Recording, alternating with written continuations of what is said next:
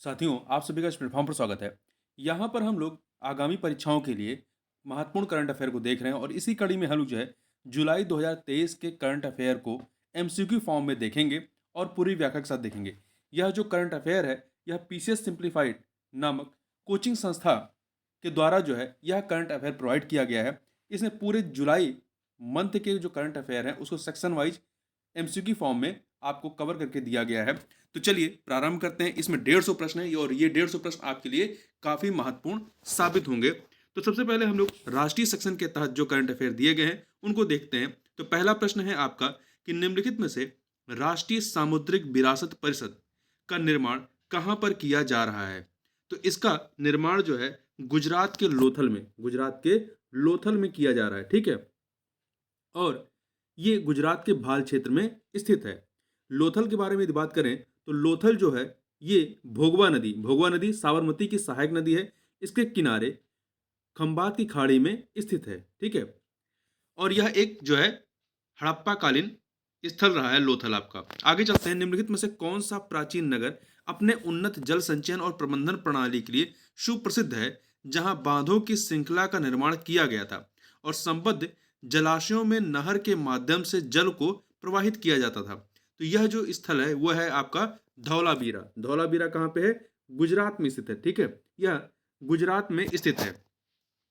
देखिए, यह चर्चा में क्यों था? चर्चा में इसलिए था कि यूनेस्को ने गुजरात के धौलावीरा शहर को भारत के 40वें विश्व धरोहर स्थल के रूप में घोषित किया है। यह प्रतिष्ठित सूची में शामिल होने वाली भारत में सिंधु घाटी सभ्यता की पहली साइट है, पहला स्थल है। ठीक है, भारत में कुल मिलाकर के 42 विश्व धरोहर स्थल हैं, जिनमें से इन 42 में से जो है 34 सांस्कृतिक कैटेगरी के हैं, 7 प्राकृतिक कैटेगरी के हैं और एक जो है वो मिश्रित कैटेगरी का है। यहाँ ध्यान रखिएगा, ये तो 40वें नंबर का है धौलावीरा। 39वें नंबर का जो रहा है वो तेलंगाना का रामप्पा मंदिर है। ठीक है, 39वें नंबर का जो है वो तेलंगाना का रामप्पा मंदिर है। और 41वें नंबर का जो है 41 नंबर का है वो पश्चिम बंगाल का शांति निकेतन है। और 42वें नंबर का जो है वह आपका कर्नाटक में स्थित होयसल के पवित्र मंदिर समूह है। आगे चलते हैं। अगला प्रश्न है तीसरा नंबर, पैंगोंग तसो झील के संदर्भ में निम्नलिखित कथनों पर विचार कीजिए। यहां पर आपके पास 2 कथन दिए गए हैं, बताना है इनमें से कौन सा या से सत्य है। पहला, यह दुनिया की सबसे अधिक ऊंचाई पर स्थित झीलों में से एक है जिसका जल खारा है। यह कथन आपका सही है। ठीक है, यह कथन आपका सही है। दूसरा, पैंगोंग तसो झील का भारत के पास 1/3 तथा चीन के पास 2/3 हिस्सा है। यह कथन भी सही है। दो के दोनों कथन यहां पर सही है। सी ऑप्शन हो जाएगा। ठीक है, सी ऑप्शन हो जाएगा। और ध्यान रखिएगा, पैंगोंग झील या पैंगोंग तसो झील लद्दाख में भारत चीन सीमा क्षेत्र में स्थित है। यह 4350 मीटर की ऊंचाई पर स्थित 134 किलोमीटर 134 किलोमीटर लंबी झील है जो लद्दाख से तिब्बत तक फैली हुई है। ठीक है, और भारत में इस झील की लंबाई 45 किलोमीटर तथा जनवादी गणराज्य चीन में इसकी लंबाई 90 किलोमीटर है। दोनों देशों के बीच की वास्तविक नियंत्रण रेखा इस झील से होकर गुजरती है। साथ ही शीत ऋतु में जमने के बाद इस खारे पानी की झील में आइस स्केटिंग और पोलो खेला जाता है। खारे पानी के कारण इसमें जलीय जीव अनुकूलन नहीं है, लेकिन यह कई प्रवासी पक्षियों के लिए एक महत्वपूर्ण प्रजनन स्थल है।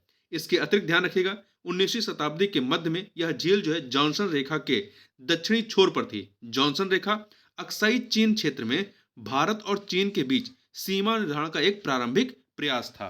आगे चलते हैं। अगला प्रश्न जो है वह है चर्चा में रहा समान नागरिक संहिता का उल्लेख। चर्चा में रहा समान नागरिक संहिता का उल्लेख किस अनुच्छेद के अंतर्गत किया गया है? तो यह जो है आपका संविधान के भाग 4 का हिस्सा है, जो कि नीति निषेध तत्व के तहत आता है। ठीक है, तो यह आपका किसके तहत आता है? अनुच्छेद 44 में है। समान नागरिक संहिता का जो प्रावधान है वो आर्टिकल 44 में दिया गया है। आगे देखते हैं। इसमें देखिए, आर्टिकल 44 में कहा गया है कि राज्य भारत में नागरिकों के लिए एक समान नागरिक संहिता सुनिश्चित करने का प्रयास करेगा। और ध्यान रखिएगा, गोवा में एक सामान्य नागरिक संहिता है, परंतु यह पूर्णतः जो है आपका इसे सामान्य नागरिक संहिता नहीं कहा जा सकता है। और ये जो गोवा में जो सामान्य नागरिक संहिता है इसे पुर्तगालियों ने 1867 में लागू किया गया था। ठीक है, और यह एक प्रकार से एक धर्म विशेष की तरफ ज्यादा टेंडेड है। तो इसे आप पूरी तरीके से समान नागरिक संहिता नहीं कह सकते हैं, जो आपका गोवा में लागू है। आगे बढ़ते हैं, क्वेश्चन नंबर 5 देखते हैं। आंध्र प्रदेश के पुट्टुपर्थी पुट्टू पुट्टपर्थी में प्रधानमंत्री द्वारा उद्घाटन किए गए शाही हीरा ग्लोबल कन्वेंशन सेंटर का उद्देश्य क्या है? तो देखिए, इसका उद्देश्य जो है विद्वानों और विशेषज्ञों के बीच आध्यात्मिकता और शैक्षणिक कार्यक्रमों को बढ़ावा देना है। ठीक है, ये जो आंध्र प्रदेश के पुट्टपर्थी है, ये जो है आपका चित्रावती नदी के किनारे स्थित है। कहाँ पे है? चित्रावती नदी के किनारे। आगे बढ़ते हैं, और इस कार्यक्रम का जो विषय था वो था अभ्यास और प्रेरणा। क्वेश्चन नंबर 6 देखते हैं।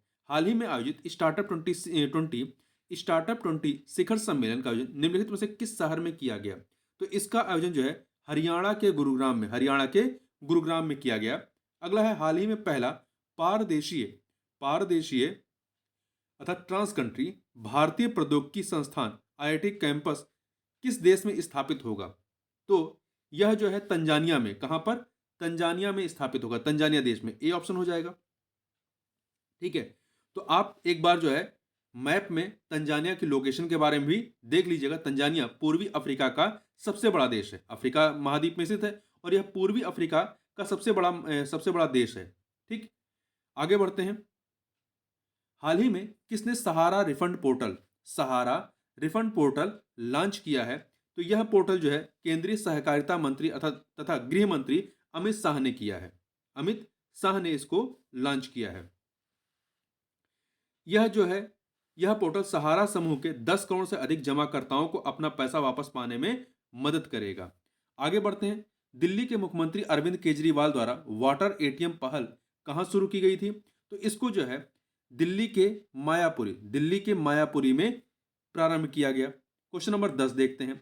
लंबानी कढ़ाई पैच एक पारंपरिक कढ़ाई तकनीक है। यह किस राज्य से संबंधित है? तो यह जो है आपका ये सिक्किम से संबंधित है, और ये सिक्किम के लंबानी जनजाति के नाम पर इसका नाम पड़ा हुआ है, और इसे 2010 में कर्नाटक के लिए भौगोलिक संकेतक, एक सेकेंड, यहां पर ये आपका गलत है, सिक्किम में नहीं बल्कि कर्नाटक का है। लंबानी कढ़ाई पैच जो है ये कर्नाटक का है, और यहाँ की लंबानी जो जनजाति है उसके नाम पर रखा गया है। 2010 में कर्नाटक के लिए भौगोलिक संकेतक GI टैग इसे दिया गया था। आगे बढ़ते हैं। चर्चा में रहा पोरपने कोट्टई स्थल निम्नलिखित में से किस राज्य में स्थित है? तो यह जो है आपका तमिलनाडु में है।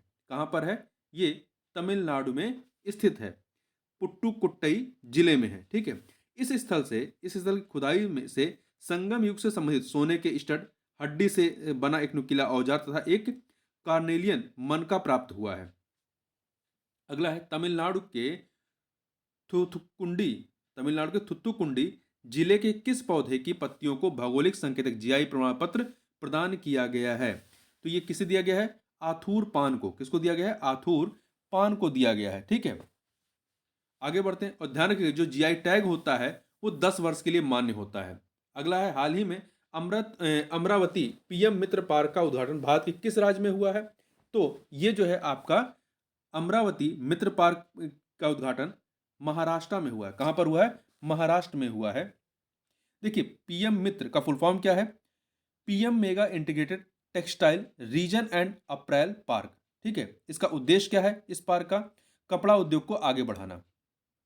और ध्यान रखिएगा, तमिलनाडु के बिरधुनगर जिले में भारत का पहला PM मित्र मेगा टेक्सटाइल पार्क बनाया जा रहा है। और इसके अतिरिक्त ये भी ध्यान रखिएगा कि 18 अप्रैल 2023 को लखनऊ और हरदोई में PM मित्र पार्क का शुभारंभ किया गया है। आगे बढ़ते हैं। हाल ही में पेंटागन को पीछे छोड़ते हुए विश्व का सबसे बड़ा कार्यालय भवन कहां पर स्थापित किया गया है? तो यह जो है आपका गुजरात के सूरत में स्थापित किया गया है। ठीक है, और इसे बोस बिल्डिंग के नाम से जाना जाता है। अभी हाल ही में इसका उद्घाटन किया गया है, और यह जो है आपका हीरा व्यापार केंद्र के रूप में कार्य करेगा। निम्नलिखित में से सभापति या उपसभापति का पद रिक्त होने पर राज्यसभा की कार्रवाई की अध्यक्षता कौन करता है? तो इसकी अध्यक्षता राष्ट्रपति द्वारा नियुक्त जो है सदस्य के द्वारा किया जाता है। तो सी ऑप्शन हो जाएगा।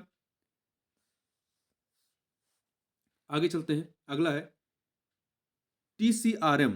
टीसीआरएम मैट्रिक्स फ्रेमवर्क निम्नलिखित में से किस संगठन द्वारा जारी किया जाता है? तो देखिए, इसे जो है नीति आयोग के द्वारा जारी किया जाता है। तकनीकी वाणिज्यिक तैयारी एवं बाजार परिपक्वता मैट्रिक्स फ्रेमवर्क टीसीआरएम नीति आयोग द्वारा जारी किया जाता है, ये ध्यान रखिएगा। आगे चलते हैं, क्वेश्चन नंबर 17 देखते हैं। क्वेश्चन नंबर 17 क्या है? अनुसूचित जनजातियों के शासन और विकास में सुधार के लिए केंद्र सरकार द्वारा विशेष प्रावधान और वित्तीय सहायता प्रदान की जाती है। संविधान का कौन सा अनुच्छेद केंद्र को इस उद्देश्य के लिए राज्यों को धन देने का अधिकार देता है? फिर से पढ़िए। अनुसूचित जनजातियों के शासन और विकास में सुधार के लिए केंद्र सरकार द्वारा विशेष प्रावधान और वित्तीय सहायता प्रदान की जाती है। संविधान का कौन सा अनुच्छेद केंद्र को इस उद्देश्य के लिए राज्यों को धन देने का अधिकार देता है? तो अनुच्छेद 275 275 देता है। ठीक है, आगे चलते हैं, क्वेश्चन नंबर 18 देखते हैं। भारत में नागरिक उड्डयन महानिदेशालय डीजीसीए का मुख्य उद्देश्य क्या है? तो इसका मुख्य उद्देश्य जो है भारत में नागरिक उड्डयन सेवाओं का नियमन करना, हवाई परिवहन सेवाओं में सुरक्षा सुनिश्चित करना, नागरिक वायु नियमों और वायु सुरक्षा मानकों को लागू करना। तो यहाँ पे चार तीन के तीनों सही है, इसलिए डी ऑप्शन हो जाएगा। निम्नलिखित में से किस राज्य में ई स्पोर्ट्स अकादमी स्थापित की जाएगी? ई स्पोर्ट्स अकादमी, देखिए देश की पहली e sports academy Madhya Pradesh के भोपाल में स्थापित की जाएगी। ठीक है, और भारत का पहला राष्ट्रीय खेल विश्वविद्यालय कहां पर खोला गया है? तो भारत का पहला राष्ट्रीय खेल विश्वविद्यालय जो है वो मणिपुर के इंफाल में खोला गया है और जिसकी स्थापना वर्ष 2018 में हुई थी। और वहीं उत्तर प्रदेश की पहली खेल यूनिवर्सिटी कहां बनाई जा रही है? मेरठ में बनाई जा रही है। आगे बढ़ते हैं, चर्चा में रहा केर पूजा। चर्चा में रहा केर पूजा निम्नलिखित में से किस राज्य से संबंधित है? तो यह जो केर पूजा है, केर पूजा त्रिपुरा राज्य में मनाया जाने वाला एक धार्मिक उत्सव है। ये त्रिपुरा में मनाया जाने वाला, ये ऑप्शन हो जाएगा। एक जिला एक उत्पाद के संदर्भ में निम्नलिखित कथनों पर विचार कीजिए। दो कथन यहाँ पर दिए गए हैं। तो पहला है, हाल ही में गुजरात सरकार ने एक जिला एक उत्पाद का शुभारंभ किया है। सही है ये कथन। दूसरा, भारत में उत्तर प्रदेश सरकार 2018 में एक जिला एक उत्पाद की अवधारणा शुरू करने वाला भारत का पहला राज्य था। ये कथन भी सही है, दो के दोनों कथन सही है, इसलिए सी ऑप्शन हो जाएगा। क्वेश्चन नंबर 22 देखते हैं। हाल ही में किस राज्य सरकार ने देश का पहला गिग वर्कर्स बिल पास किया है? तो यह बिल पास किया है राजस्थान सरकार ने। B option. हाल ही में देश का पहला कंस्ट्रक्शन इनोवेशन हब, हाल ही में देश का पहला कंस्ट्रक्शन इनोवेशन हब कहाँ स्थापित किया गया? तो इसे जो है आपका केरला में, कहाँ पर? केरला में स्थापित किया गया। हाल ही में हेली शिखर सम्मेलन 2023 का उद्घाटन केंद्रीय नागरिक उड्डयन और इस्पात मंत्री ज्योतिरादित्य सिंधिया ने कहाँ पर किया? तो इसका उद्घाटन जो है मध्य प्रदेश के खजुराहो में, मध्य प्रदेश के खजुराहो में किया गया।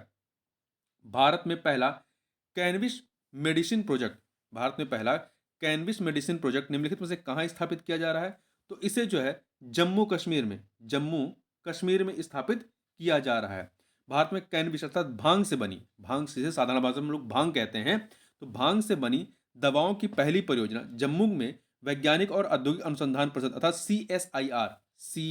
CSIR तथा भारतीय एकीकृत चिकित्सा संस्थान IIM आई फिर एम, ठीक है, द्वारा स्थापित किया जा रहा है। कैनविस या भांग के बारे में बात करें तो कैनविस जो है कैनाबिस सटाइवा, कैनाबिस सटाइवा पौधे से प्राप्त की जाती है। और भांग के संबंध भारत में जो कानूनी प्रावधान है या कैनविस जिसे कहते हैं इंग्लिश में, तो भारत में इसे केंद्रीय कानून narcotics drugs and psychotropic substance act 1985 द्वारा 1985 द्वारा विनियमित किया जाता है। आगे बढ़ते हैं, अगला है, हाल ही में चर्चा में रहा अकीरा शब्द का संबंध किससे है? अकीरा शब्द का, अकीरा जो है साइबर स्पेस में खोजा गया रैमसम वायरस है। ठीक है, तो बी ऑप्शन हो जाएगा। अगला है, हाल ही में प्रगति मैदान नई दिल्ली के अंतरराष्ट्रीय प्रदर्शनी और कॉन्क्लेव सेंटर कॉम्प्लेक्स या कन्वर्सेशन सेंटर कॉम्प्लेक्स IECC का नया नाम क्या रखा गया है? तो इसका नाम जो है भारत मंडपम रखा गया। क्या रखा गया है? भारत मंडपम रखा गया है। आगे बढ़ते हैं, हाल ही में किस शहर को वर्ल्ड सिटीज कल्चर फोरम में शामिल किया गया है? तो बेंगलुरु शहर को, कर्नाटक के बेंगलुरु शहर को शामिल किया गया है। ठीक है, और Bengaluru world cities culture forum का हिस्सा बनने वाला पहला भारतीय शहर बना है। यह जो आपका वर्ल्ड सिटीज कल्चर फोरम है WCCF, इसकी स्थापना 2012 में लंदन के deputy mayor for culture, deputy mayor for culture and the creative industries Justin Simpson द्वारा की गई थी। आगे बढ़ते हैं क्वेश्चन नंबर 29, 29 देखते हैं। 29 क्या है? हाल ही में 23 वर्ष और 139 दिन 23 वर्ष और 139 दिनों के कार्यकाल वाले भारत में दूसरे सबसे लंबे समय तक सेवा करने वाले मुख्यमंत्री कौन बने हैं? तो यह हैं उड़ीसा के मुख्यमंत्री नवीन पटनायक। उड़ीसा के मुख्यमंत्री नवीन पटनायक, इन्होंने पश्चिम बंगाल के पूर्व मुख्यमंत्री ज्योति बसु के रिकॉर्ड को पीछे छोड़ दिया है। ठीक है, देखिए पवन कुमार चामलिंग जो कि सिक्किम के मुख्यमंत्री थे, पवन कुमार चामलिंग 1994 से लेकर 2019 तक 25 वर्षों तक सिक्किम के सबसे लंबे समय तक मुख्यमंत्री रहे हैं। आगे बढ़ते हैं। हाल ही में भारत का पहला मत्स्य पालन अटल इंक्यूबेशन सेंटर किस राज्य में स्थापित किया जाएगा? पहला मत्स्य पालन अटल इंक्यूबेशन सेंटर, तो यह जो है आपका केरल में, कहां पर? केरल में स्थापित किया जाएगा। अब अंतरराष्ट्रीय संदर्भ से संबंधित करंट अफेयर को देख लेते हैं। पहला है इसमें 31 नंबर क्वेश्चन, भारत और फ्रांस ने संयुक्त रूप से किस अंतरिक्ष कार्यक्रम को लॉन्च किया था? तो इन्होंने गगनयान को लॉन्च किया था। ठीक है, आगे बढ़ते हैं। अगला है, हाल ही में कौन सा देश ईंधन के रूप में मीथेन का उपयोग करके रॉकेट लॉन्च करने वाला दुनिया का पहला देश बन गया है? तो यह कार्य किया है चीन ने। तो चीन ऐसा करने वाला पहला देश बन गया है। मेकांग गंगा सहयोग के संदर्भ में निम्नलिखित कथनों पर विचार कीजिए। दो कथन यहाँ पर दिए गए हैं, बताना है कौन सा या से सही है। पहला, बरहमी मेकांग गंगा सहयोग तंत्र की बैठक बैंकॉक में की गई या बैंकॉक में आयोजित की गई, ये कथन आपका सही है। मेकांग गंगा सहयोग की स्थापना वर्ष 2000 में वियंतियाने, लाओस की राजधानी वियंतियाने में पहली मेकांग गंगा सहयोग मंत्रिस्तरीय बैठक में की गई थी। ये दो के दोनों कथन सही है, तो सी ऑप्शन हो जाएगा। देखिए, ये जो मेकांग गंगा सहयोग है, इसमें 6 सदस्य देश शामिल हैं। 6 सदस्य देश कौन से हैं?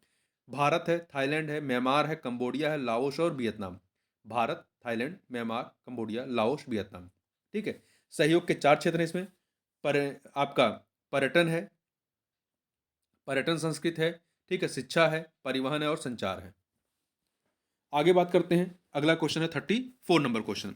34 नंबर क्वेश्चन है आपका, देखिए, निम्नलिखित पर विचार कीजिए। निम्नलिखित पर विचार करना है। यहां पर आपके पास 3 कथन दिए गए हैं और बताना है कि भारत उपयुक्त में से किसका या किनका सदस्य है।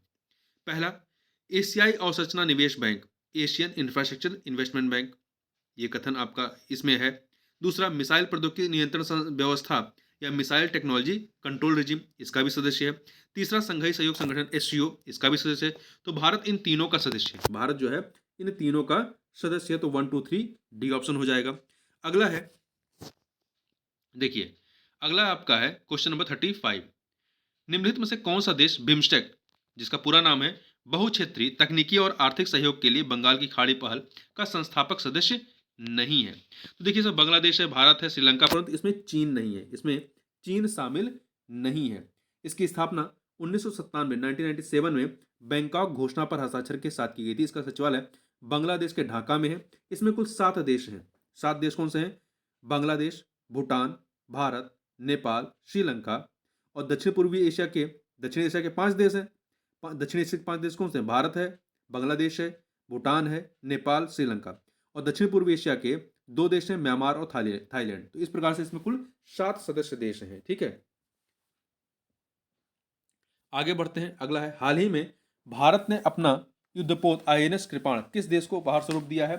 तो यह वियतनाम को उपहार स्वरूप दिया गया है। वेनेजुला के अलावा दक्षिण अमेरिकी महाद्वीप से निम्नलिखित में से कौन ओपेक का सदस्य था? तो देखिए, इसमें इक्वाडोर भी सदस्य रहा है। ठीक है, देखिए, जो ओपेक का पूरा नाम क्या है? पेट्रोलियम निर्यातक देशों के संगठन। इसकी स्थापना 1960 में बगदाद सम्मेलन के तहत हुई थी। इसके संस्थापक सदस्यों में ईरान है, इराक, कुवैत, सऊदी अरब, वेनेजुला, ठीक है, के साथ ही, और जिसमें अब कितने देश हैं? 13 सदस्य देश हैं। और इसका मुख्यालय कहाँ पे? ऑस्ट्रिया की राजधानी वियना में। देखिए, इक्वाडोर, इंडोनेशिया और कतर 2019 के पूर्व जो हैं ओपेक के सदस्य मतलब अब सदस्य नहीं है। कौन कौन से? इक्वाडोर, इंडोनेशिया, और कतर। ठीक है, तो इक्वाडोर अब इसका सदस्य नहीं है, ध्यान रखिएगा। आगे बढ़ते हैं।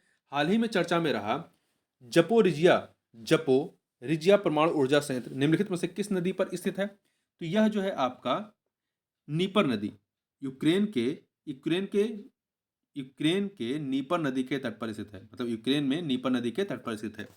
अगला है, हाल ही में किस देश ने नए सैन्य सहायता पैकेज के तहत यूक्रेन को क्लस्टर बमों की आपूर्ति करने का निर्णय लिया है?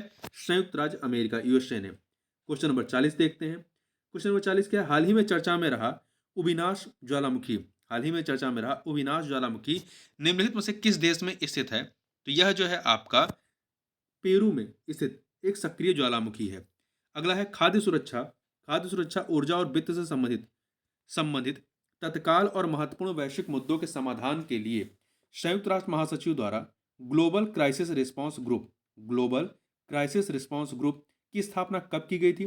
तो इसकी स्थापना जो है मार्च 2022 में, कब की गई थी? मार्च 2022 में की गई थी। देखिए, इस चैंपियंस ये जो आपका रिस्पांस ग्रुप है, इसमें वर्तमान में Bangladesh, Barbados, Denmark, Germany, Indonesia और सेनेगल की सरकारों या राज्यों के प्रमुख शामिल हैं। आगे बढ़ते हैं। संयुक्त अरब अमीरात यूएई के नए निवेश मंत्रालय की स्थापना का उद्देश्य क्या है? तो इसका जो उद्देश्य है आर्थिक प्रतिस्पर्धात्मकता को बढ़ाना। ठीक है, आगे बढ़ते हैं।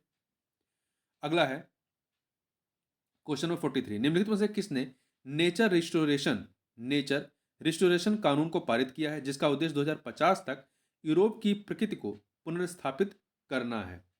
तो देखिए, ये जो है यूरोपीय संसद ने, किसने पारित किया है? यूरोपीय संसद ने पारित किया है। इसका उद्देश्य यूरोप की प्रकृति को हुए नुकसान की 2050 तक भरपाई करना है। अगला है भारत म्यांमार थाईलैंड त्रिपक्षीय राजमार्ग परियोजना के संबंध में निम्नलिखित में से कौन सा कथन जो है वो सत्य है या है? यहाँ पे 4 कथन दिए गए हैं, तो इसमें आप देखिए कौन सा कथन सत्य है ये बताना है। पहला, इस परियोजना का लक्ष्य भारत म्यांमार और थाईलैंड को हाई स्पीड रेलवे प्रणाली के माध्यम से जोड़ना है। नहीं, देखिए, भारत म्यांमार थाईलैंड राजमार्ग एक महत्वपूर्ण क्षेत्रीय कनेक्टिविटी परियोजना है जिसका उद्देश्य भारत म्यांमार और थाईलैंड के बीच सड़क संपर्क स्थापित करना, सड़क संपर्क, ना कि रेलवे संपर्क। तो पहला गलत। दूसरा, त्रिपक्षीय राजमार्ग परियोजना की कुल दूरी लगभग 1500 किलोमीटर है। नहीं, कुल दूरी जो है 1360 किलोमीटर है, ये भी गलत है। सी, राजमार्ग परियोजना का प्रस्ताव थाईलैंड के प्रधानमंत्री द्वारा रखा गया था, ये कथन आपका, देखिए ये कथन आपका सही है। राजमार्ग परियोजना का प्रस्ताव थाईलैंड के प्रधानमंत्री द्वारा रखा गया था। देखिए, ये कथन एक सेकंड, यहां पे देखें, वैसे राजमार्ग परियोजना का जो प्रस्ताव है वो भारत के मतलब पूर्व प्रधानमंत्री अटल बिहारी वाजपेयी ने रखा था। ठीक है, और इस राजमार्ग का निर्माण वर्ष 2022 में नहीं बल्कि 2012 में शुरू हुआ था। आगे बढ़ते हैं। कौन से देश नॉर्दर्न या इंटरेक्शन 2023 नाम से जापान सागर, जिसे पूर्वी सागर भी कहा जाता है, में संयुक्त हवाई और समुद्री अभ्यास कर रहे हैं? तो ये कौन कर रहे हैं? चीन और रूस, चीन और रूस कर रहे हैं। ठीक है, बी ऑप्शन हो जाएगा। आगे बढ़ते हैं। हाल ही में विश्व व्यापार संगठन का 13वां मंत्री स्तरीय सम्मेलन किस शहर में आयोजित किया जाएगा? तो यह जो है आपका आबू धाबी, कहां पर? यूएई, संयुक्त अरब अमीरात के आबू धाबी में आयोजित किया जाएगा फरवरी 2024 में। आगे बढ़ते हैं। निम्नलिखित में से किसे पीपुल्स बैंक ऑफ चाइना के गवर्नर के रूप में नियुक्त किया गया है? तो ये चीन का सेंट्रल बैंक है। पैन गोंग शेंग को, किसको? पैन गोंग शेंग को जो है नियुक्त किया गया है। हाल ही में अमेरिकी नौसेना संचालन का प्रमुख का पद अमेरिकी नौसेना संचालन प्रमुख का पद ग्रहण करने वाली पहली महिला कौन बनी है? तो ये पहली महिला है admiral Lisha Frenchie, admiral Lisha फ्रेंचेटी। ठीक है, आगे बढ़ते हैं। अब आर्थिकी से संबंधित करंट अफेयर को देख लेते हैं। पहला, भारत में यूनिफाइड पेमेंट इंटरफेस यूपीआई किस वर्ष और किस संगठन द्वारा लॉन्च किया गया था? तो इसे जो है यूपीआई को 2016 में, देखिए डी ऑप्शन, यूपीआई को 2016 में national payments corporation of India द्वारा लॉन्च किया गया था। ठीक है, देखिए एनपीसीआई ने, national payments corporation of India ने Singapore, Australia, Canada, Oman, Qatar आदि सहित 10 देशों में एनआरआई को अपने अंतर्राष्ट्रीय मोबाइल नंबर से यूपीआई प्लेटफॉर्म का उपयोग करने की अनुमति दी है। और फ्रांस ने यूनिफाइड पेमेंट इंटरफेस यूपीआई प्रणाली का उपयोग करने पर सहमत व्यक्त की है। आगे बढ़ते हैं। अगला है, हाल ही में किस भारतीय फिनटेक और भुगतान समाधान प्रदाता ने मलेशिया में पहला अंतर्राष्ट्रीय भुगतान गेटवे लॉन्च किया है? तो ये किया है किसने? रेजर पे ने। रेजर पे ने। हाल ही में इन्वेस्ट इंडिया के प्रबंध निदेशक और सीईओ के रूप में किसे नियुक्त किया गया है? तो निवृत्ति राय को नियुक्त किया गया है। आगे बढ़ते हैं, 52 नंबर क्वेश्चन देखते हैं। अब यहाँ पर साइंस से संबंधित प्रश्नों को देखेंगे। चंद्रयान 3 मिशन के संदर्भ में निम्नलिखित कथनों पर विचार करना है। 2 कथन यहाँ पर आपके पास दिए गए हैं, बताना है कौन से सत्य हैं। पहला, चंद्रयान 3 को LVM-3 भूतुल्यकालिक उपग्रह प्रक्षेपण यान MK3 से प्रक्षेपित किया गया, सही है। चंद्रयान 3 को श्रीहरिकोटा के सतीश धवन अंतरिक्ष केंद्र से प्रक्षेपित किया गया, ये भी सही है। दोनों कथन सही हैं, तो यहाँ पर सी ऑप्शन आपका हो जाएगा। ठीक है, आगे बढ़ते हैं। निम्नलिखित में से 6G प्रौद्योगिकी द्वारा कौन कौन से अनुप्रयोग संभावित हैं? तो देखिए, इससे आपका होलोग्राफिक संचार, क्वांटम इंटरनेट, मस्तिष्क कंप्यूटर इंटरफेस, ये सभी के सभी जो हैं अनुप्रयोग संभावित हैं, इसलिए डी ऑप्शन हो जाएगा। हाल ही में भारत का पहला नाविक आधारित हैंड हेल्ड नेविगेशन डिवाइस किस कंपनी द्वारा अनावरित किया गया है? तो इसे जो है एलेना जियो सिस्टम के द्वारा, बेंगलुरु स्थित फर्म एलेना जियो सिस्टम के द्वारा अनावरण इसका किया गया है। आगे बढ़ते हैं। डार्क पैटर्न नामक रणनीति का प्रयोग निम्नलिखित में से किस उद्देश्य की पूर्ति हेतु किया जाता है? तो इसमें आप देखें, सी ऑप्शन पढ़ें। उपयोगकर्ताओं को उनकी इच्छा के विरुद्ध कार्य करने के लिए मनाने के लिए इसका इस्तेमाल किया जाता है, डार्क पैटर्न नामक रणनीति का। क्वेश्चन नंबर 56 देखते हैं। तो देखिए, नेगलेरिया फाउलेरी के संदर्भ में निम्नलिखित कथनों पर विचार करना है। यहाँ पर 3 कथन दिए गए हैं, बताना है कौन से सत्य हैं। उपयुक्त में से कितने कथन सत्य हैं, ये बताना है। तो देखिए, पहला, यह जो नेगलेरिया फाउलेरी है, ये ब्रेन ईटिंग अमीबा है। तो पहला, इसका संक्रमण एक व्यक्ति से दूसरे व्यक्ति में जो है तेजी से होता है। एक सेकेंड, देखिए इसमें जो पहला कथन है वो सही नहीं है। दूसरा, या एकल कोशिका वाला सूक्ष्म जीव है, ये कथन आपका सही है। दूसरा, परिपक्व होने या ट्रोफोजोइट चरण में कमजोर हो जाता है, ये भी आपका सही है। यहाँ पे कि इसमें 2 कथन सही हैं। ठीक है, केवल 2 कथन सही हैं। देखिए, यह एक एकल कोशिका वाला सूक्ष्म जीव है। इसे पहली बार 1985 में कहाँ खोजा गया था? ऑस्ट्रेलिया में खोजा गया था। और अभी हाल ही में जो है केरल के अलापुझा जिले में इसका संक्रमण देखा गया। यह प्राइमरी अमीबिक मेनिगो एंसेफ्लाइटिस नामक एक दुर्लभ व खतरनाक संक्रमण का कारण है। आगे बढ़ते हैं। रोने की प्रक्रिया में लैक्रिमल ग्रंथि का निम्नलिखित में से क्या कार्य होता है? तो इसका कार्य होता है, यह आंसू के रूप में द्रव उत्पन्न करती है, जिससे कंजक्टिवा, आंख के सफेद भाग और भीतरी पलकों को ढकने वाली झिल्ली उभर जाती है। ठीक है,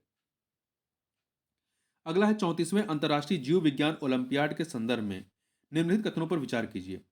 34वें अंतर्राष्ट्रीय जीव विज्ञान ओलंपियाड के संदर्भ में, तो यहाँ पर 2 कथन दिए गए हैं, बताना है कौन से सत्य है। पहला, यह संयुक्त अरब अमीरात के अल एन में आयोजित किया गया, यह कथन सही है, पहला।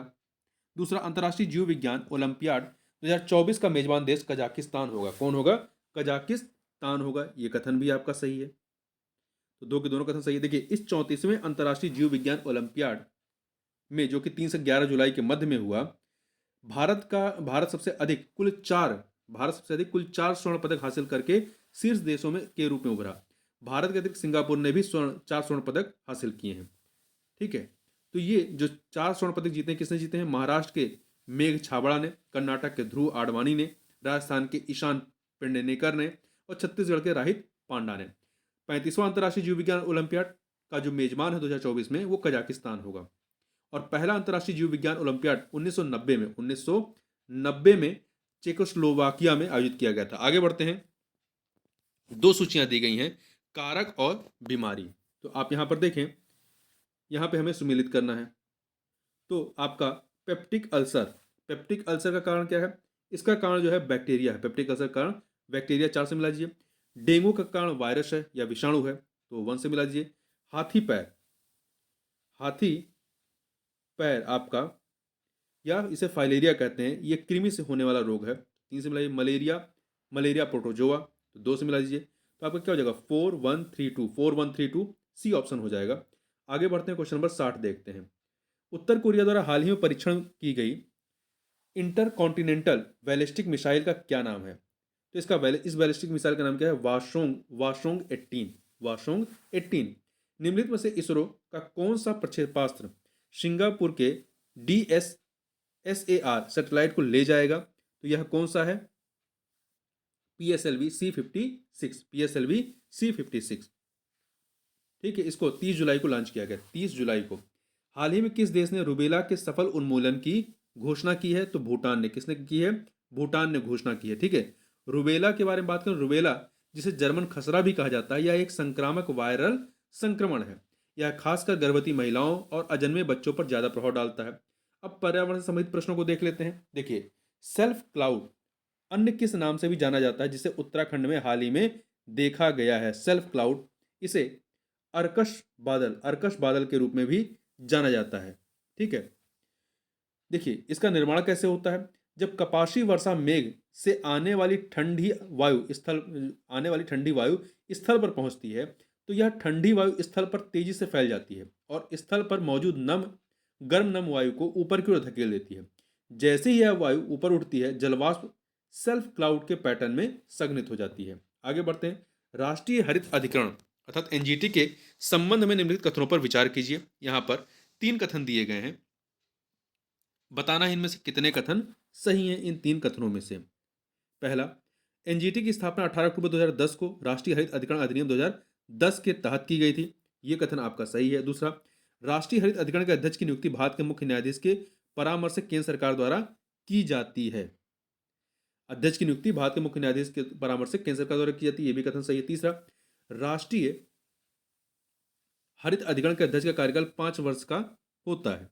नहीं, देखिए, अध्यक्ष 3 वर्ष की अवधि अथवा 65 वर्ष की आयु जो भी पहले हो तक पद पर रहेंगे और पुनर्नियुक्ति के पात्र नहीं होंगे। ठीक है, तो इसलिए 2 कथन, इसमें केवल 2 ही कथन सही, तीसरा वाला गलत है, केवल 2, बी ऑप्शन हो जाएगा। देखिए, NGT की स्थापना के साथ भारत एक विशेष पर्यावरण न्यायाधिकरण स्थापित करने वाला दुनिया का तीसरा देश बन गया था। इससे पहले केवल ऑस्ट्रेलिया और न्यूजीलैंड में ही ऐसे किसी निकाय की स्थापना की गई थी। आगे बढ़ते हैं। 65 नंबर क्वेश्चन है कि हाल ही में चर्चा में रहा बटा गायिका निम्नलिखित में से किससे संबंधित है? तो जो बटा गायिका है आपका, वह रूस में स्थित एक बड़ा गड्ढा है और इसे दुनिया का सबसे बड़ा परमाफ्रॉस्ट क्रेटर माना जाता है। अगला है, हाल ही में अंटार्कटिका में टेलर ग्लेशियर के मुखाग्र की गहरे लाल रंग की बर्फ के पीछे का कारण क्या है, जिसे ब्लड फॉल्स भी कहा जाता है? तो नैनो आकार के कणों में उच्च लोहे का संगठन जो है इसका कारण है। ठीक है, वैज्ञानिकों ने पता लगा कि अंटार्कटिका में टेलर ग्लेशियर के अग्रभाग की हिम गहरे लाल रंग की प्रतीत हो रही है। ठीक है, इसे ही ब्लड फॉल्स के नाम से जाना जाता है। आगे बढ़ते हैं, क्वेश्चन नंबर 67 देखते हैं। देवरीगढ़ वन्यजीव अभ्यारण्य निम्नलिखित में से भारत के किस राज्य में स्थित है? तो यह जो है देवरीगढ़ आपका कहाँ पर है? उड़ीसा राज्य में है। ठीक है, उड़ीसा राज्य में स्थित है। आगे बढ़ते हैं। चर्चा में रहा PBWRS1 निम्नलिखित में से किससे संबंधित है? तो यह जो है आपका गेहूं की नई किस्म से संबंधित है। पंजाब कृषि विश्वविद्यालय ने गेहूं की एक नई किस्म PBWRS1 विकसित की है। ठीक है, RS का अर्थ है अर्थ रेजिस्टेंट स्टार्च है। RS का अर्थ जो है क्या है? रेजिस्टेंट स्टार्च है। PBWRS1 में एमाइलोज स्टार्च अत्यधिक मात्रा में पाया जाता है। यह टाइप 2 मधुमेह और हृदय रोगों के खतरे को कम करने के लिए जाना जाता है। ठीक है, आगे बढ़ते हैं, क्वेश्चन नंबर 69 देखते हैं। अगला है, चर्चा में रहा पलामू टाइगर रिजर्व निम्नलिखित में से किस राज्य में स्थित है? तो पलामू टाइगर रिजर्व जो है ये कहां पर है? ये आपका झारखंड में है। ठीक है, पलामू टाइगर रिजर्व में चीतलों के लिए 4 सॉफ्ट रिलीज सेंटर बनाए जा रहे हैं। अगला है, चर्चा में रहा चर्चा में रहा कास पठार निम्नलिखित में से किस राज्य में स्थित है? जो ये कास पठार है महाराष्ट्र के सतारा जिले में, महाराष्ट्र के सतारा जिले में स्थित है। इस पठार का नाम कासा वृक्ष से लिया गया है। यह यूनेस्को की विश्व प्राकृतिक विरासत स्थल सूची में पश्चिमी घाट शीर्षक के तहत अंकित है। क्वेश्चन नंबर 71 देखते हैं। 71 क्या है? हाल ही में किस उपग्रह पर फॉस्फिन के साक्ष्य मिले हैं? फॉस्फिन के साक्ष्य आपके शुक्र ग्रह पर मिले हैं। कहां पर मिले हैं? शुक्र ग्रह पर मिले हैं। हवाई के मोनालोआ वेधशाला में James Clerk Maxwell telescope JCMT का उपयोग कर वैज्ञानिकों ने शुक्र के वायुमंडल में फॉस्फिन का पता लगाया है। शुक्र ग्रह पृथ्वी का निकटतम पड़ोसी ग्रह है। इसे पृथ्वी की जुड़वा बहन भी कहा जाता है और यह सौरमंडल का सबसे गर्म ग्रह है और यह सूर्य से नजदीकी दूसरा ग्रह है बुध के बाद। ठीक है। शुक्र का वायुमंडल मुख्य रूप से कार्बन डाइऑक्साइड और सल्फ्यूरिक एसिड के बादलों से बना है। चर्चा में रहा सिकाडा निम्नलिखित में से किससे संबंधित है? तो सिकाडा जो है यह आपका एक प्रकार का कीट है। क्या है? कीट। हेमी हेमीपेटेरा कुल के कीट है जो ध्वनि उत्पन्न करने वाले कीड़ों का एक समूह है। ये दक्षिण भारत में पाए जाते हैं। हाल ही में बढ़ते मानव हाथी संघर्ष को संबोधित करने और हाथियों के साथ सह अस्तित्व को बढ़ावा देने के लिए गजह कोठा परियोजना किस भारतीय राज्य द्वारा शुरू की गई है? तो इसे असम के द्वारा प्रारंभ किया गया है। अगला है, जवाहरलाल नेहरू बोटानिकल गार्डन वनस्पति उद्यान, बोटानिकल गार्डन मतलब वनस्पति उद्यान निम्नलिखित में से किस राज्य में स्थित है? तो यह जो है आपका केरल में है। कहां पर है? केरल में। महादेई वन्यजीव अभ्यारण्य के संदर्भ में निम्नलिखित में से कौन सा कथन जो है वो सही नहीं है? तो यहाँ 4 कथनों में से देखिए, महादेई वन्यजीव अभ्यारण्य महाराष्ट्र के उत्तरी भाग में वालपोई गांव के पास स्थित है। नहीं, ये गोवा के उत्तरी भाग में वालपोई गांव के पास स्थित है, ना कि महाराष्ट्र में। पहला गलत हो गया। दूसरा, अभ्यारण्य की सीमाओं के भीतर सबसे प्रमुख वज्रा सकला झरना और बेडी झरना स्थित है। ये भी सही है। गोवा की जीवन रेखा महादेई नदी कर्नाटक से निकलती है और अभ्यारण्य से होकर गुजरती है। ये भी सही है। वन्यजीव संरक्षण अधिनियम 1972 के अंतर्गत बाघ रिजर्व के रूप में अधिसूचित करने का निर्देश जारी किया जाता है।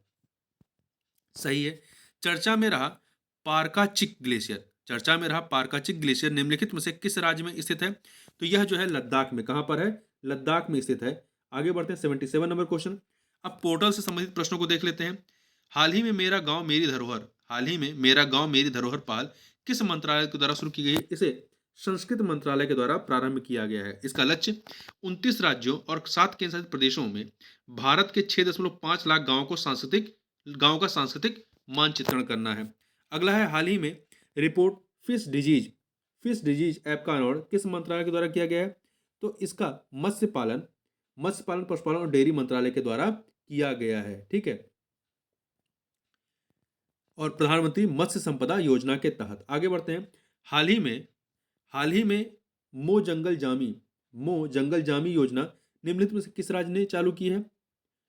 तो इसे उड़ीसा सरकार द्वारा राज्य भर में आदिवासी समुदायों और वनवासियों के बीच वन अधिकारों को बढ़ावा देने के उद्देश्य से शुरू की गई है।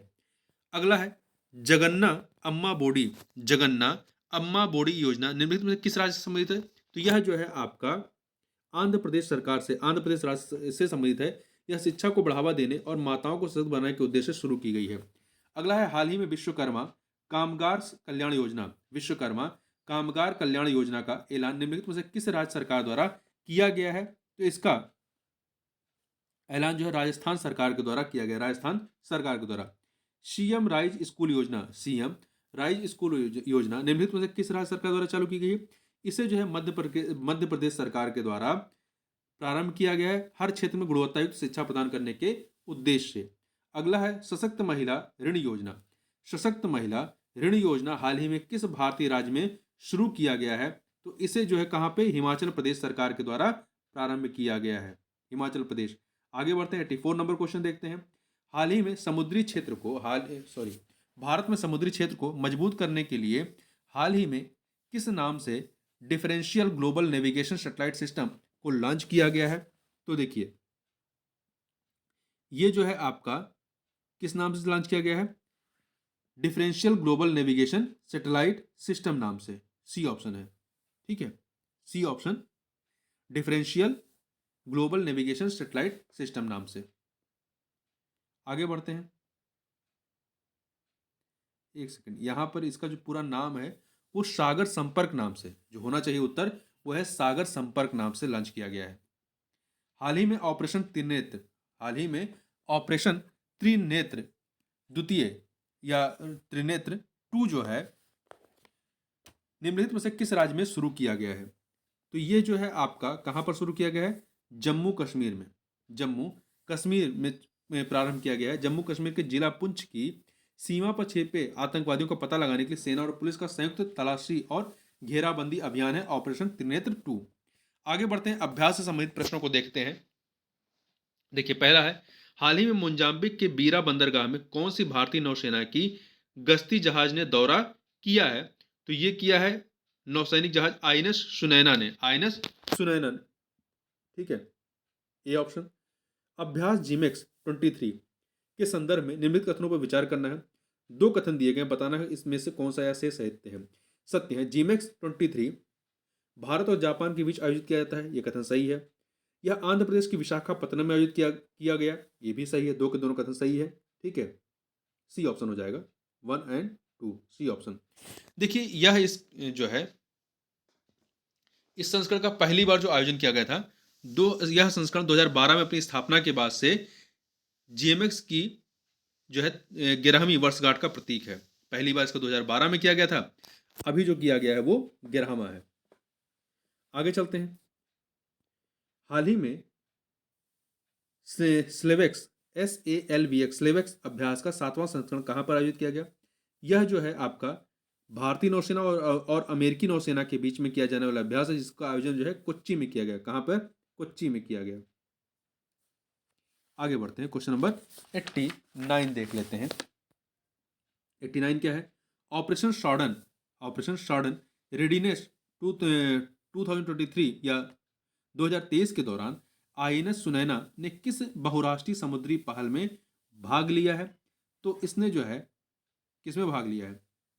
सी ऑप्शन देखिए, संयुक्त समुद्री बल, संयुक्त समुद्री बल में, या इसे हाँ संयुक्त समुद्री बल द्वारा संचालित एक बहुराष्ट्रीय पहल है, इसमें इसने भाग लिया था।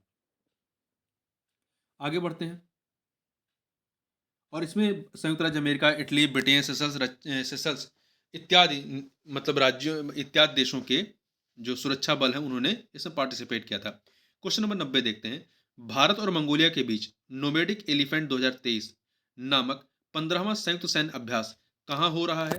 तो यह आपका कहाँ पर हो रहा है? मंगोलिया के उलान बटोर में, मंगोलिया के उलान बटोर में।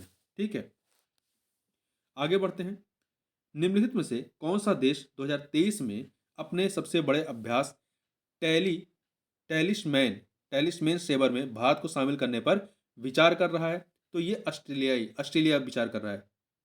ठीक है, अगला है पुरस्कार संबंधित प्रश्नों को देखते हैं।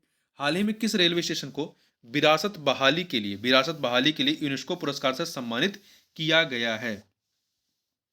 तो ये भायखला रेलवे स्टेशन मुंबई को, भायखला रेलवे स्टेशन मुंबई को विरासत बहाली के लिए यूनेस्को पुरस्कार दिया गया है। ठीक है, आगे बढ़ते हैं, थोड़ा सा भायखला रेलवे स्टेशन के बारे में बात करें तो इसका निर्माण मूलतः 1853 में हुआ था, 1853। ठीक है, देश की पहली ट्रेन करीब 150 साल पहले भायखला स्टेशन से ही गुजरी थी। आगे बढ़ते हैं, हाल ही में किस कंपनी को गोल्डन पिकॉक पर्यावरण प्रबंधन पुरस्कार से सम्मानित किया गया है? तो किसे किया गया है? अदानी ट्रांसमिशन लिमिटेड को किया गया है। ठीक है, किसे किया गया है? अदानी ट्रांसमिशन लिमिटेड को किया गया है। तो यहां पर सी ऑप्शन हो जाएगा। नहीं नहीं, बी ऑप्शन है ना, Adani transmission limited, B option. आगे बढ़ते हैं, 94 नंबर क्वेश्चन देखते हैं। श्रीलंकाई मूल की किस ऑस्ट्रेलियाई लेखक ने हाल ही में 2023 में अपने उपन्यास Tea Time at Cinnamon Gardens के लिए ऑस्ट्रेलिया का प्रतिष्ठित साहित्यिक पुरस्कार जीता है? तो किसने जीता है? शंकरी चंद्रन ने जीता है। ठीक है, ने ऑस्ट्रेलिया का प्रतिष्ठित साहित्यिक पुरस्कार माइल्स फ्रैंकलिन जीता है। अगला है, ऊर्जा और पर्यावरण में उत्कृष्ट शोध के लिए प्रतिष्ठित ENI पुरस्कार किस आईआईटी प्रोफेसर को प्रदान किया गया है? तो ये आईआईटी मद्रास से प्रोफेसर थल्लपिल प्रदीप को प्रदान किया गया है। ठीक है, आगे बढ़ते हैं। भारतीय मूल की 7 वर्षीय लड़की मोच्छा राय को हाल ही में किस प्रतिष्ठित पुरस्कार से सम्मानित किया गया है? तो PM PM points of light award सम्मानित किया गया है। आगे बढ़ते हैं, सूचकांक संबंधित प्रश्नों को देख लेते हैं। देखिए, हाल ही में वैश्विक बहुआयामी गरीबी सूचकांक 2023 किसके द्वारा जारी किया गया है? इसे जो है संयुक्त राष्ट्र विकास कार्यक्रम यूएनडीपी और ऑक्सफोर्ड गरीबी और मानव विकास पहल ओपीएचआई के द्वारा लॉन्च किया गया है। ठीक है, आगे चलते हैं। अगला प्रश्न है 98 नंबर। वैश्विक शांति सूचकांक 2023 के संदर्भ में निम्नलिखित कथनों पर विचार कीजिए। 3 कथन दिए गए हैं, बताना है इनमें से कितने कथन सत्य हैं। ठीक है, कितने कथन सत्य हैं। देखिए, पहला, यह सूचकांक ऑस्ट्रेलियाई think tank Institute for Economics and Peace द्वारा जारी किया जाता है। यह कथन आपका सही है। दूसरा, भारत के सूचकांक में 128वीं रैंक दी गई है।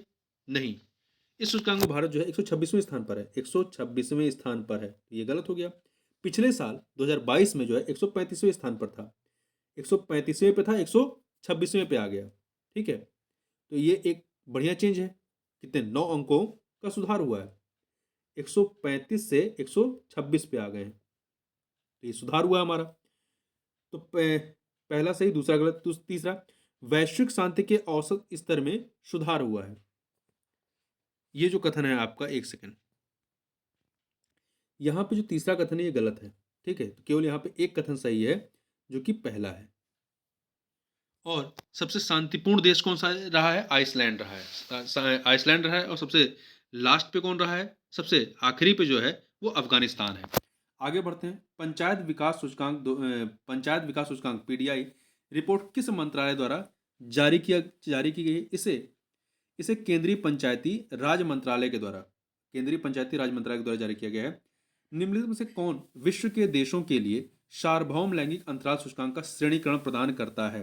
तो कौन प्रदान करता है? विश्व आर्थिक मंच। ठीक है, विश्व आर्थिक मंच प्रदान करता है।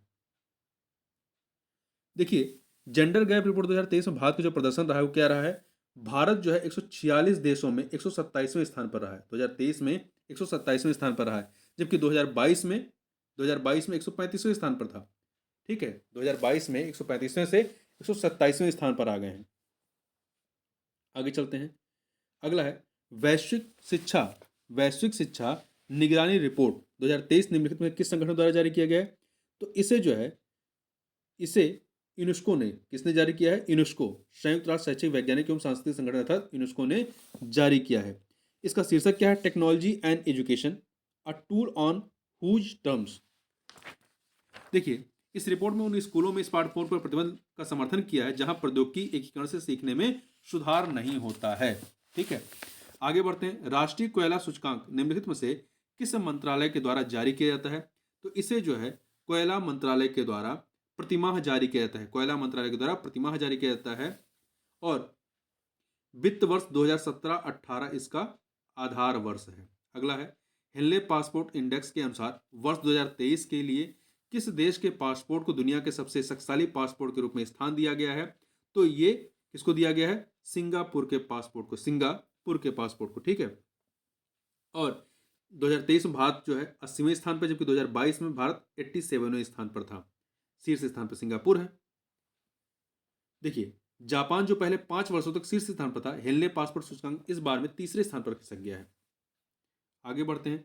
104 नंबर क्वेश्चन क्या है? 104 नंबर क्वेश्चन है, प्रदर्शन ग्रेडिंग सूचकांक 2.0 के संदर्भ में निम्नलिखित कथनों पर विचार करना है। यहां पर 3 कथन दिए गए हैं, 3 कथन बताना है इनमें से कौन सा या से सत्य है, सही है। तो देखिए,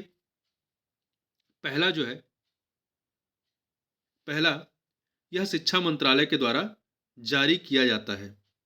ठीक है, ये कथन सही है। दूसरा, पहला पीजीआई 2017-18 में जारी किया गया था, ये भी सही है। पीजीआई 2.0 में राज्यों और केंद्र शासित प्रदेशों को 10 श्रेणियों में वर्गीकृत किया गया। ये 3 के तीनों कथन यहाँ पर सही है, यहाँ पे डी ऑप्शन हो जाएगा। निर्यात तैयारी सूचकांक के संदर्भ में निम्नलिखित कथनों पर विचार कीजिए। 2 कथन यहाँ पर दिए गए हैं, बताना है कौन से सत्य हैं। पहला, नीति आयोग ने निर्यात तैयारी सूचकांक ईपीआई को इंस्टीट्यूट फॉर कॉम्पिटिटिवनेस के सहयोग से जारी किया है, ये कथन सही है। ईपीआई 2022 में तमिलनाडु शीर्ष पर है, उसके बाद महाराष्ट्र और कर्नाटक का स्थान आता है। नंबर 1 पे तमिलनाडु, दूसरे पे महाराष्ट्र, तीसरे पे कर्नाटक है। 3 के तीनों कथन, सॉरी 2 के दोनों कथन सही है, तो सी ऑप्शन हो जाएगा। ठीक है। पहाड़ी या हिमालयी राज्यों में नंबर 1 पे उत्तराखंड है, दूसरे पे हिमाचल प्रदेश, तीसरे पे मणिपुर है। वहीं स्थलरुद्ध क्षेत्रों में हरियाणा नंबर 1 पर है, तेलंगाना दूसरे पे है, उत्तर प्रदेश तीसरे पे है। और केंद्र शासित प्रदेशों और छोटे राज्यों में गोवा नंबर 1 पर है, जम्मू कश्मीर दूसरे पे है, दिल्ली तीसरे पे है। आगे बढ़ते हैं। राष्ट्रीय बहुआयामी निर्धनता सूचकांक रिपोर्ट निम्नलिखित में से किस संगठन के द्वारा जारी किया जाता है? इसको जो है, इसे राष्ट्रीय बहुआयामी निर्धनता सूचकांक नीति आयोग के द्वारा जारी किया जाता है। The path to equal twin indicators on women empowerment and gender equality शीर्षक से रिपोर्ट निम्नलिखित में से किस संगठन ने जारी किया है? इसे जो है यूएन वुमेन और संयुक्त राष्ट्र विकास कार्यक्रम यूएनडीपी ने जारी किया है। ठीक है। आगे बढ़ते हैं। 108 नंबर क्वेश्चन देखते हैं। अब खेलकूद से संबंधित प्रश्नों को देखते हैं। हाल ही में बैंकॉक, जो थाईलैंड के बैंकॉक में आयोजित 25वीं एशियाई एथलेटिक्स चैंपियनशिप 2023 में भारतीय टीम ने कुल कितने पदक जीते हैं? तो भारतीय टीम ने कुल जो है 27 पदक, कितने 27 पदक जीते हैं। 27 पदकों में से 6 स्वर्ण हैं, 12 रजत हैं और 9 कांस्य पदक हैं। ठीक है। इस टूर्नामेंट में चीन जो है, चीन नंबर 1 पे है, जापान दूसरे पे है और भारत जो है तीसरे स्थान पर रहा है। पदक तालिका में चीन नंबर 1 पे, जापान दूसरे पे और भारत तीसरे स्थान पर रहा है। आगे बढ़ते हैं। डायमंड लीग श्रृंखला लुशान चरण 2023 में पुरुषों की भाला फेंक स्पर्धा निम्नलिखित में से किसने जीती है? तो इसे नीरज चोपड़ा ने जीता है। किसने? नीरज चोपड़ा ने। आगे बढ़ते हैं। एशियाई कबड्डी चैंपियनशिप 2023 के संदर्भ में निम्नलिखित कथनों पर विचार कीजिए। 2 कथन दिए गए हैं। पहला है, इसका आयोजन रिपब्लिक ऑफ कोरिया बुशान में किया गया, सही है। दूसरा, भारतीय टीम ने फाइनल में ईरान को पराजित कर अपना 8वां खिताब हासिल किया, ये 2 के दोनों कथन सही हैं। और भारतीय कप्तान कौन थे? पवन शहरावत। प्रतियोगिता के 9 संस्करणों में से 8 बार भारत ने यह खिताब जीता है, जबकि एक बार ईरान ने साल 2003 में यह खिताब जीता था। ध्यान रखिएगा, महत्वपूर्ण है।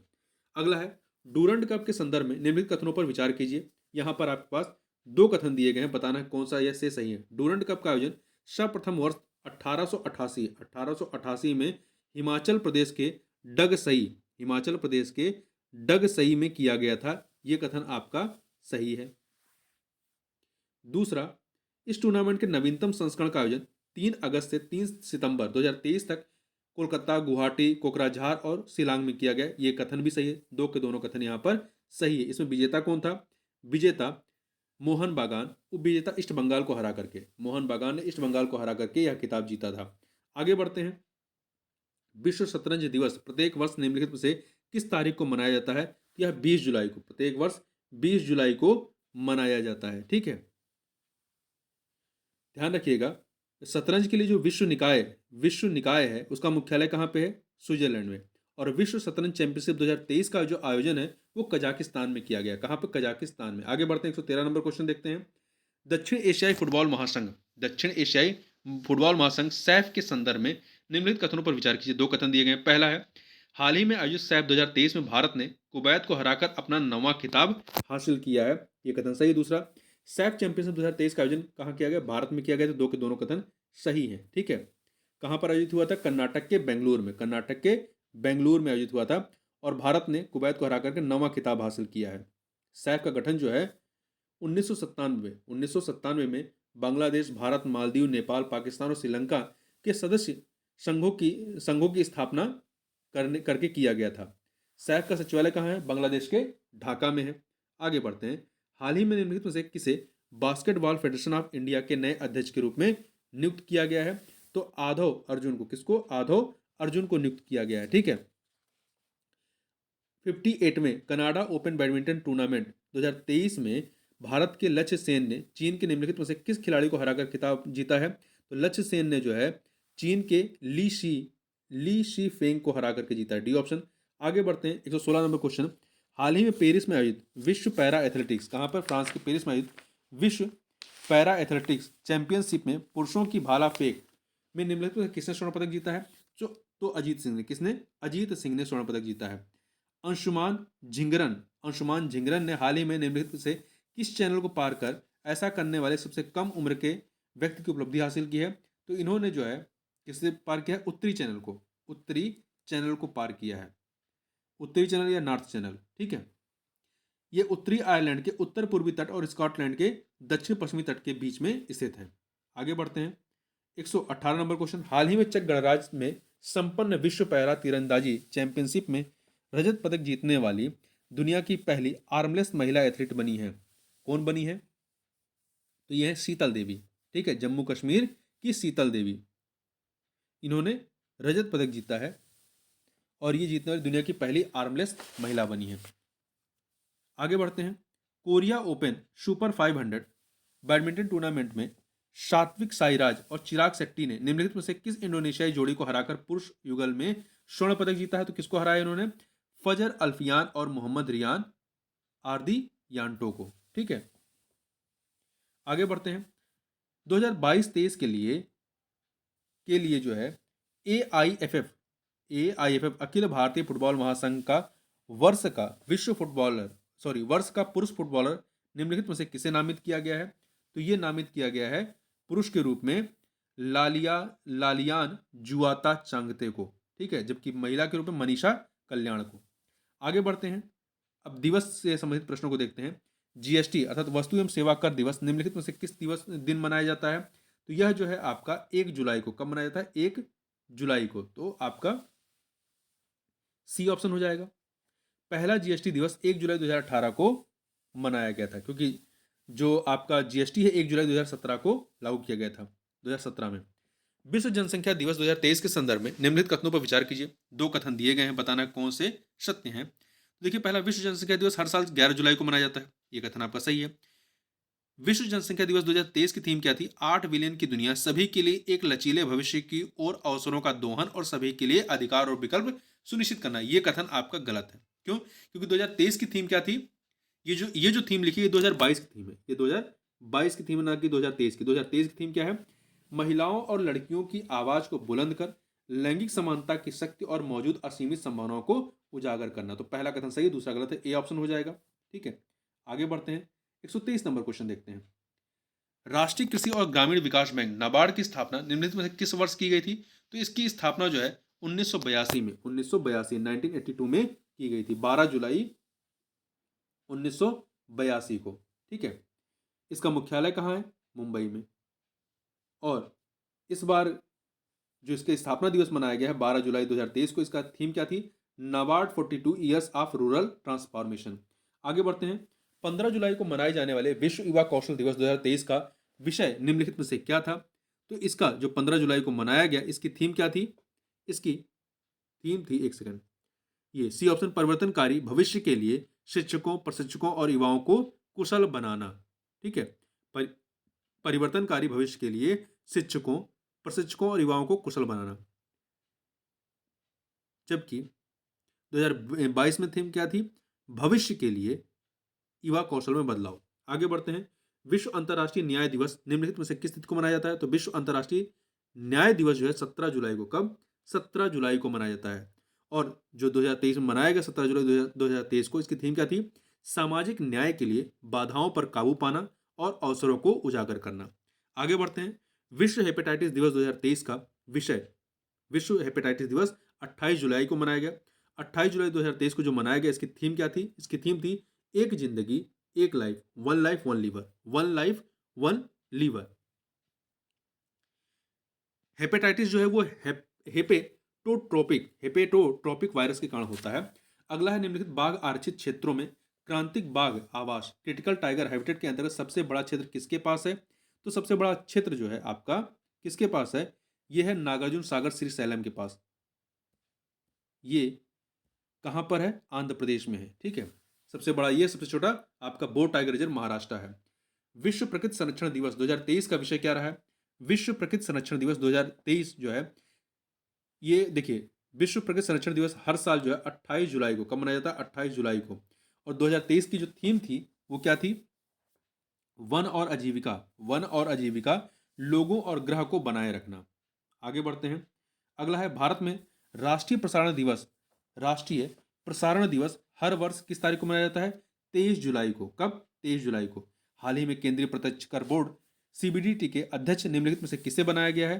तो यह किसे बनाया गया है?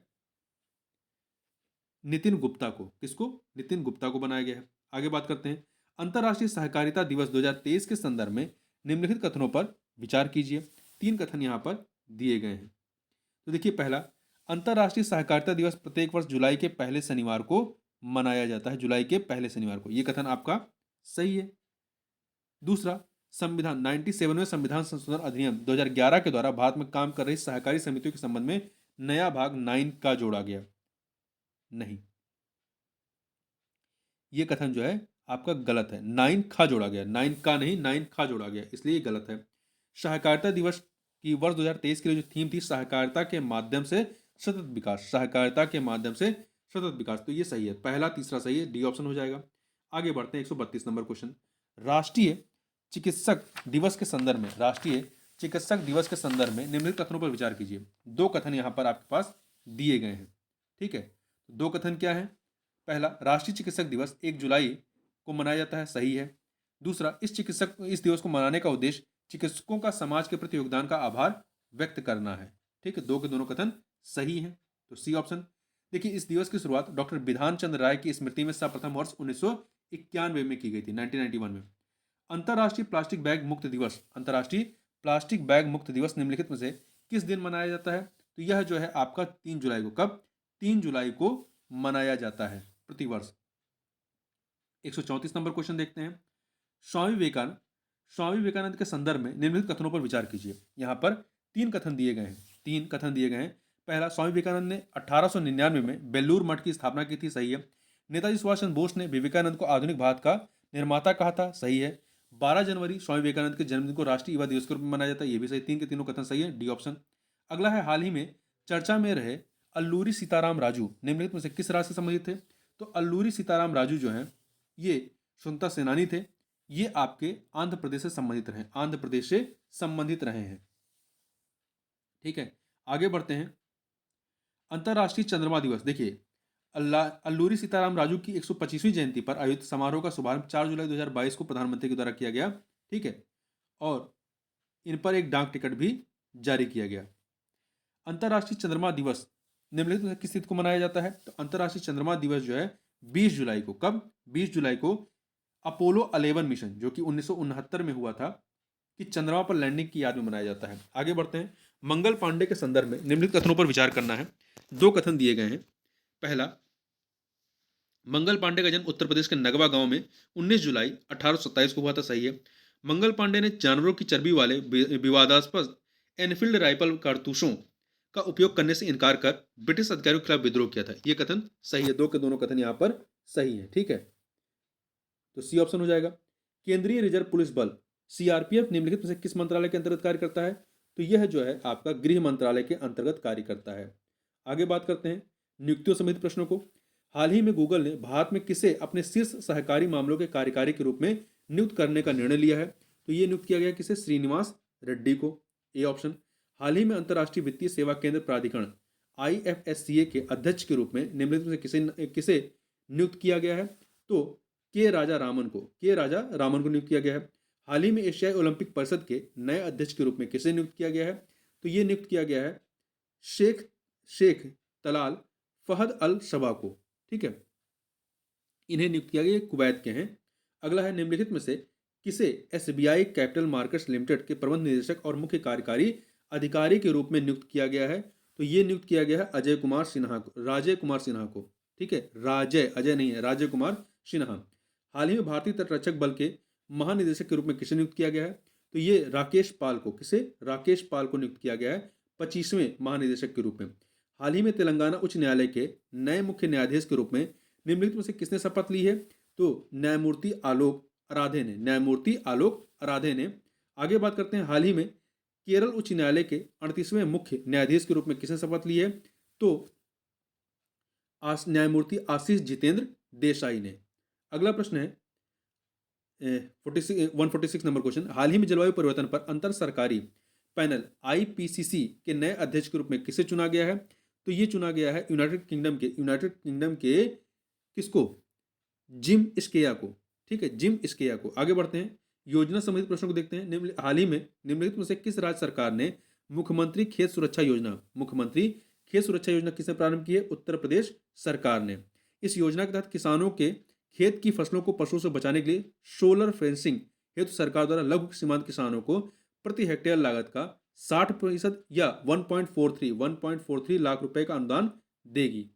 हाल ही में वाराणसी में आयोजित अंतर्राष्ट्रीय मंदिर सम्मेलन और एक्सपो 2023 के लिए निम्न में से कौन सा मंत्रालय सहयोग प्रदान कर रहा है?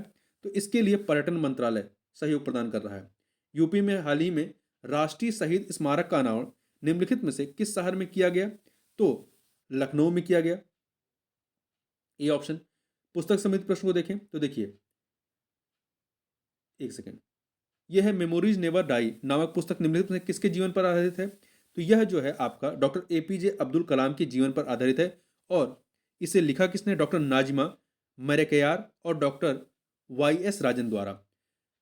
Through the broken glass and autobiography निम्नलिखित में किसकी आत्मकथा है? तो यह टीएन सेशन की आत्मकथा है। पूर्व मुख्य चुनाव आयुक्त टीएन सेशन की आत्मकथा है। तो इस प्रकार से इस वीडियो में हमने 151 महत्वपूर्ण करंट अफेयर को देखा, जो कि पीसीएस सिंप्लीफाइड जो कोचिंग संस्था है इनके द्वारा प्रोवाइड किया गया है।